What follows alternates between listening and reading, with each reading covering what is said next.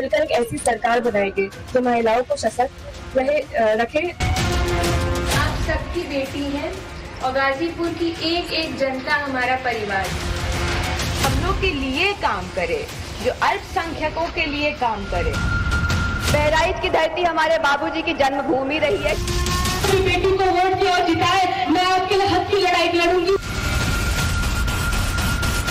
मोदी जी का राज रहा है, इसमें आपकी मुसीबतें, आपकी मुश्किलें बड़ी हैं। इस तानाशाही सरकार के खिलाफ और इसको बदलने का सबने दृढ़ निर्णय लिया। यूपी के रण में इस बार बेटियों ने बढ़ चढ़कर हिस्सा लिया है। सियासत को संभालती या फिर विरासत को बढ़ाती, ये बेटियां आत्मविश्वास से लबरेज हैं। हुकूमत के पक्ष में हो या फिर विरोध में, इनकी आवाजें बुलंद हैं। इसे जिस भी नजरिए से देखा जाए, लेकिन ये तस्वीरें बदलते माहौल की तस्वीरें हैं।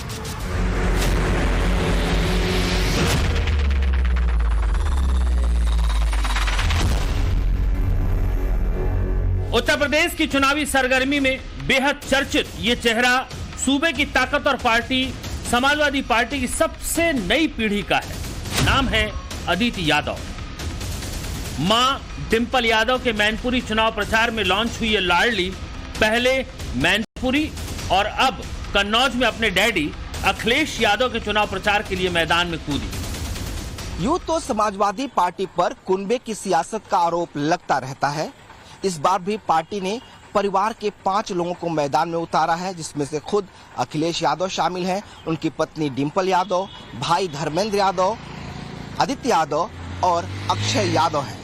लेकिन अदिति तीसरी पीढ़ी की सबसे नया चेहरा है, जो अखिलेश और डिंपल की विरासत की सियासत को आगे बढ़ाने के लिए तैयार हो रही है। बैडमिंटन और हॉर्स राइडिंग का शौक रखने वाली अदिति अभी महज 21 साल की है और अखिलेश और डिंपल की सबसे बड़ी बेटी। लखनऊ के ला मार्टिनियर कॉलेज से पढ़ी अदिति स्कॉलर है। 2020 में अदिति ने 12वीं की परीक्षा में 98% नंबर हासिल किए। 12वीं के बाद अदिति लंदन चली गई और वहां यूनिवर्सिटी कॉलेज लंदन यानी यूसीएल में पॉलिटिक्स और इंटरनेशनल रिलेशन में पढ़ाई कर रही हैं। किताबों से राजनीति को समझकर आई अदिति ने परिवार से भी सियासत को समझा है। नंबरों का गणित और सबसे आगे रहने की सीख स्कूल में ले रखी है। इसलिए उसे मालूम है कि मम्मी और डैडी के लिए एक एक वोट कितना अहम है। इसलिए अदिति ने मैनपुरी में मम्मी के लिए और कन्नौज में डैडी के लिए पूरी ताकत झोंकी है। लेकिन लड़ाई टफ है। जिनसे लड़ाई है वो योगी है, जिन्होंने सियासत के रण में 80 सीटों वाले यूपी के लिए क्लीन स्वीप का खाका खींच रखा है। चौथे चरण में कन्नौज में भी चुनाव होने जा रहा, वही भाजपा के झोले में जाएगा और छठे चरण में आजमगढ़ में होगा, वो भी भाजपा की झोली में जाएगा।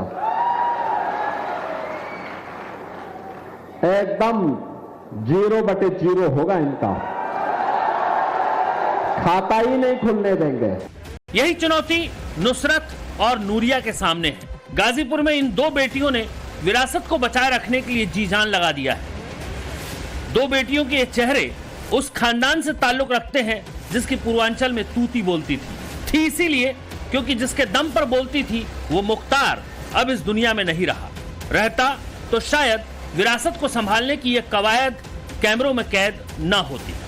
मुख्तार नहीं रहा, इसलिए गाजीपुर से समाजवादी पार्टी के टिकट पर चुनाव लड़ रहे अफजाल अंसारी की विरासत को कौन संभालेगा, इस पर भी मुख्तार परिवार में फूट हो चुकी है। मुख्तार की सियासी विरासत को आगे ले जाने के लिए अब्बास अंसारी और उमर अंसारी तैयार थे, लेकिन मुख्तार अंसारी के बड़े भाई अफजाल अंसारी ने गाजीपुर में अपनी सियासी विरासत को आगे बढ़ाने के लिए अपनी बेटियों पर भरोसा किया। अगर अफजाल अंसारी को कोर्ट से राहत नहीं मिलती है तो गाजीपुर के सियासी अखाड़े में उनकी बेटी नुसरत अंसारी दम दिखाएंगी। नुसरत अंसारी अफजाल की बड़ी बेटी है और अफजाल की घोषित राजनीतिक वारिस है। यानी आज नहीं तो कल अगर अफजाल की सियासत पर विराम लगता है तो नुसरत गाजीपुर में अंसारी परिवार की विरासत को आगे बढ़ाएंगी। छोटी बेटी नूरिया है जो गाजीपुर में पिता अफजाल के लिए वोट मांगती दिखाई दे रही हैं और जोर शोर से जनसंपर्क भी कर रही हैं। हमारा दर्द, हम लोग की जो कठिनाई है, हम लोग की जो जो मुश्किलें हैं वो हम लोग से ज्यादा कोई ना समझ सकता है। हम लोग परिवार के लोग हैं। सत्ता में बैठे योगी और मोदी जी का कोई परिवार नहीं है, उनका कोई बच्चा नहीं है। उनको नहीं पता कि आने हमारे बच्चे का भविष्य माँ बाप के लिए कितना बड़ा टेंशन की बात होती है कि हमारा बच्चा क्या खाएगा, क्या कमाएगा, उसके। नूरिया अंसारी पेशे से बाल मनोवैज्ञानिक हैं। इसी साल जनवरी माह में उनकी शादी हुई। हालांकि बेटी नुसरत को उत्तराधिकारी बनाने के अफजाल के फैसले पर बीजेपी के गाजीपुर से उम्मीदवार पारसनाथ राय के अपने सवाल हैं। अब तो स्वार्थपरता की सीमा इतने नीचे तक गिर गई है कि घर ही में लड़ाई मच गई है। 4 बार विधायक, 2 बार सांसद। अब उनको तय है कि आगे कोई तारीफ पड़ने वाली हम नहीं जानते। शायद उनका कोर्ट का फैसला आने वाला है, कुछ चुनाव लड़ने लायक न रहे तो किसको चुना घर में? अपनी बेटी को।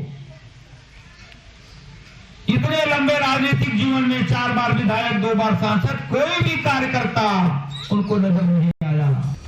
राजनीति का चेहरा, चाल और चरित्र धनबल और बाहुबल की वजह से रक्तरंजित तस्वीरें ही दिखाता रहा। उन हालात से आगे अगर इसमें इन चेहरों का समावेश होता है, इस नई और युवा सोच का जुड़ाव होता है, तो फर्क आज नहीं तो कल दिखना स्वाभाविक है।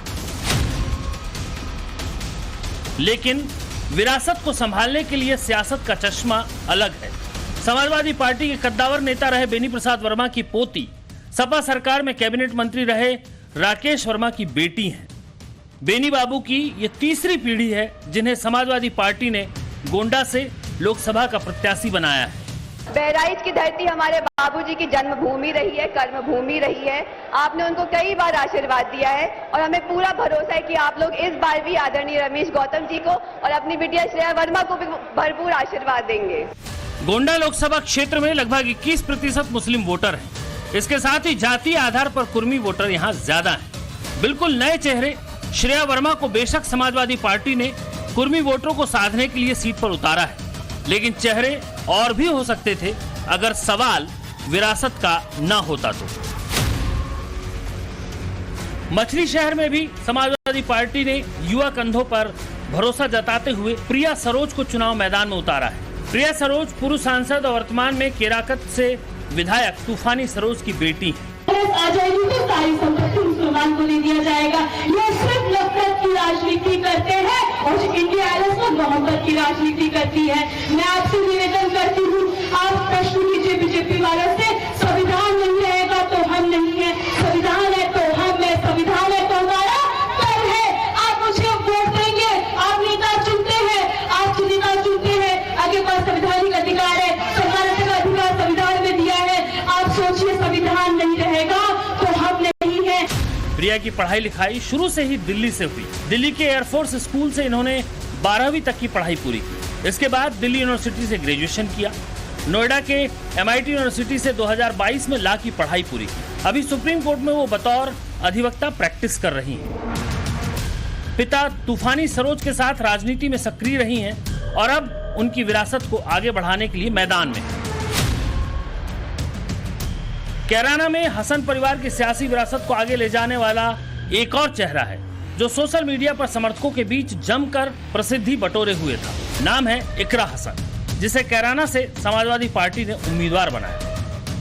हसन परिवार की विरासत को आगे बढ़ाने मैदान में उतरी इकरा तेज तर्रार हैं और इस चुनाव में विरोधियों पर जमकर हमलावर भी रही। 400 नहीं, वो आधा भी पार नहीं जा रहे। धरातल पर उनके खिलाफ लोग खड़े हुए हैं। इस बार हर वर्ग के, हर समाज के लोग उनके खिलाफ हैं, क्योंकि किसी के भलाई के लिए इस सरकार ने काम नहीं किया है। सिर्फ उद्योगपतियों की सरकार रही है, उन्हीं का लाभ हुआ है। तो हर वर्ग, चाहे किसान हो, मजदूर हो, छोटा व्यापारी हो, युवा हो, सभी लोग परेशान हैं और सभी लोगों का एक भाईचारा बना है इस तानाशाही सरकार के खिलाफ, और इसको बदलने का सबने दृढ़ निर्णय लिया। कैराना से लगातार तीसरी बार मौजूदा विधायक चौधरी नादिर हसन की छोटी बहन है इकरा हसन। इकरा हसन पूर्व में जिला पंचायत सदस्य पद पर अपनी किस्मत आजमा चुकी हैं, लेकिन उन्हें हार का सामना करना पड़ा था। अब इस बार उनके हिस्से क्या आता है, ये तो 4 जून के नतीजे ही बताएंगे। ये चुनाव सही में एक अलग चुनाव होने वाला है, क्योंकि यहाँ पे जितना प्यार, मैं पहली बार अमेठी आई हूँ, मैं पहले अमेठी नहीं आई हूँ इससे पहले, पर मुझे एक क्षण के लिए भी ऐसा नहीं लगा कि मैं नहीं हूँ यहाँ पे। मुझे इतना प्यार मिला है। अगर कोई भी इसके अलावा भी हमारे से कोई कमी रह गई है तो आप लोग हमें बिल्कुल माफ करें। और मैं आप सबकी बेटी हूँ। आप तो जानते हैं पापा का काम 40 साल से, मैं तो बहुत छोटी हूँ। रायबरेली में जनसंपर्क के लिए निकली ये अंजलि शर्मा है, सोनिया गांधी के सांसद प्रतिनिधि और अमेठी से कांग्रेस के उम्मीदवार किशोरी लाल शर्मा की बेटी। अमेठी में पिता के 40 सालों के काम का इनाम मांग रही है। यूं तो अमेठी में पहली बार ऐसा हो रहा है कि गांधी परिवार का कोई सदस्य चुनाव नहीं लड़ रहा है, लेकिन बीजेपी के हाथों में जा चुकी अमेठी को दोबारा कांग्रेस के पास लाने की चुनौती है।